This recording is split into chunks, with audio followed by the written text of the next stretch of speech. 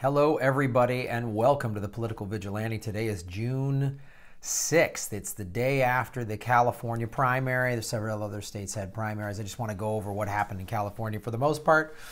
Not good for progressives. Gavin Newsom got the... So California, just real quick, is an open primary state. It's a top two state, meaning the top two vote getters of any party, they can be the same party, they can be, doesn't matter, make the general election in November. So the Gavin Newsom won, and the second vote getter was a Republican, which is what Gavin Newsom's, I'm sure his people wanted, because he's kind of a corporate Democrat. He's done some all right things, but he seems sort of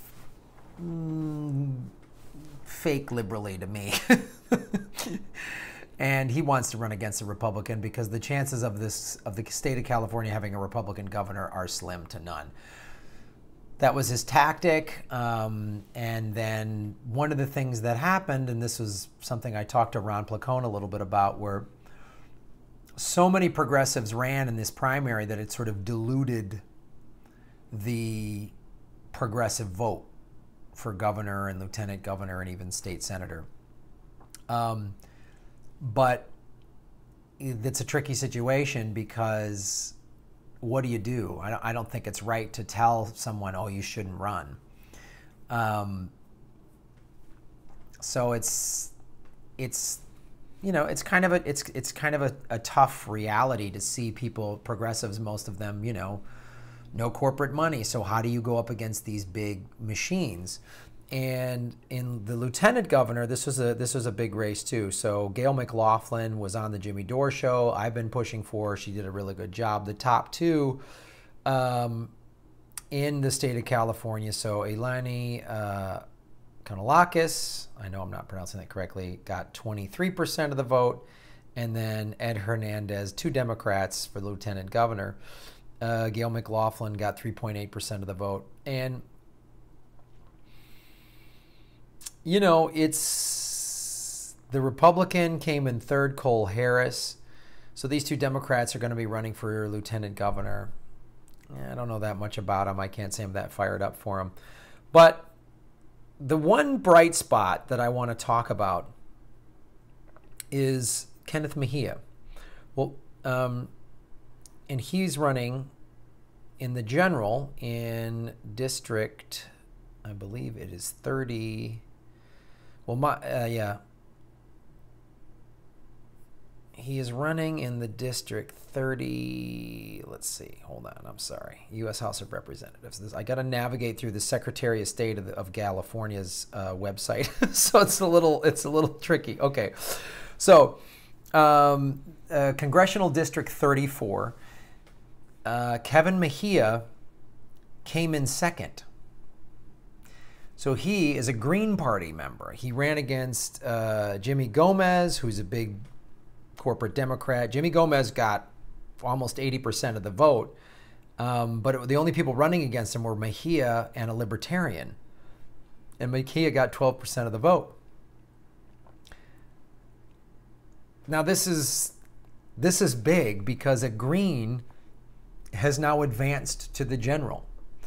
And Kevin Mejia is just a young guy running as a Green Party. He was a big Bernie supporter. He's been on the Jimmy Dore show. And this is important because there's a chance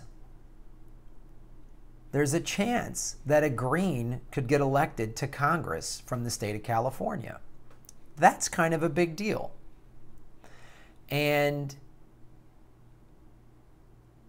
it'll be interesting to see how, first of all, the Democratic Party goes after him, because they didn't really see him as a threat. They knew, but now they're going to probably really start going after him. And what kind of support is he going to get? Now, the 34th district is, I will get a map here as I fumble through the...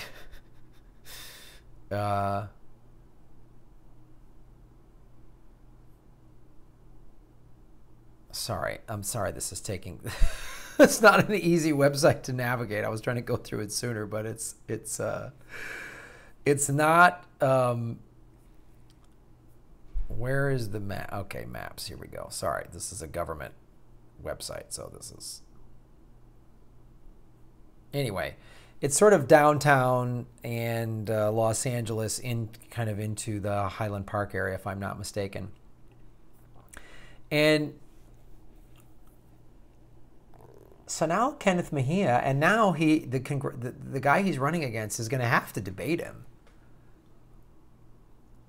If he was running against somebody else and Mejia was running, like let's say Mejia didn't run in the primary, and then like two big Democrats were going up against each other in the general, and then Mejia was in the green, well then they'd just be like, oh, this green guy's down there. But now he is running against a Green Party candidate, which is awesome because it's going to show the Democratic Party for what they really are, which is a bunch of corporatists. And this is interesting, and this is something that I'm going to really pay close attention to, because there is a lot that this could mean. It's only one district, but it's a pretty key district in Southern California and in Los Angeles. And if we send a young green to Congress, that's pretty huge. I want to look at the Senate race. Dianne Feinstein cleaned up. She got 43% of the vote, and then everything else was spread pretty evenly. Kevin DeLeon came in second with 11% of the vote. And Allison Hartson, who I voted for, had 2% of the vote. David Hildebrand, another candidate, got 0.5% of the vote, another progressive. And so it shows you the power of Dianne Feinstein. And anyone who's despondent about this, don't be. It just shows you that maybe the solution isn't. I mean, I'm glad all these progressives ran. I'm glad people are challenging Dianne Feinstein. And Kevin DeLeon is, you know, he's just like, you know, Diet Coke's bad for you, so here comes Diet Pepsi, you know.